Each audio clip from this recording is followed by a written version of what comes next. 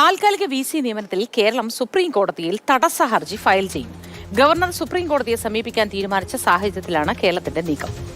ബാലഗോപാലുണ്ട് വിവരങ്ങളുമായി. ബാലഗോപാൽ, അങ്ങനെ സർവകലാശാല വിഷയം വീണ്ടും തർക്കത്തിലേക്ക് തന്നെ പോയിക്കൊണ്ടിരിക്കുന്നു. എന്താണ് വിശദ വിവരങ്ങൾ? Moti, good morning.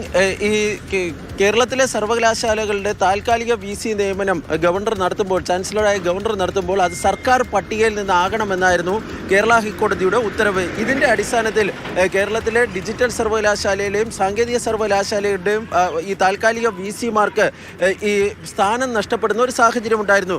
ഇതിനെതിരെ ഗവർണർ സുപ്രീം കോടതിയെ സമീപിക്കാൻ, ഹൈക്കോടതി വിധിക്കെതിരെ ഗവർണർ സുപ്രീം കോടതിയെ സമീപിക്കുമെന്ന റിപ്പോർട്ടുകൾ കഴിഞ്ഞ ദിവസം പുറത്തു വന്നിരുന്നു. സംസ്ഥാന സർക്കാരിന് ലഭിച്ചിരിക്കുന്ന ഈ വിവരം അനുസരിച്ച് ഗവർണർ ഇതുമായി ബന്ധപ്പെട്ട് ചില നിയമോപദേശങ്ങൾ അറ്റോർണി ജനറൽ ഉൾപ്പെടെയുള്ളവരിൽ നിന്ന് തേടിയിരിക്കുന്നുവെന്ന റിപ്പോർട്ട് എന്ന വിവരമാണ് സംസ്ഥാന സർക്കാരിന് ലഭിച്ചിരിക്കുന്നത്. ഈ സാഹചര്യത്തിലാണ് സംസ്ഥാന സർക്കാർ ഈ കേസിൽ തടസ്സ ഹർജി നൽകുവാൻ വേണ്ടി ഇപ്പോൾ തീരുമാനിച്ചിരിക്കുന്നത്. ഇത് സംബന്ധിച്ചുള്ള നിർദ്ദേശം അഡ്വക്കേറ്റ് ജനറൽ കഴിഞ്ഞ ദിവസം സംസ്ഥാന സർക്കാരിൻ്റെ അഭിഭാഷകർക്ക് കൈമാറിയിട്ടുണ്ട്.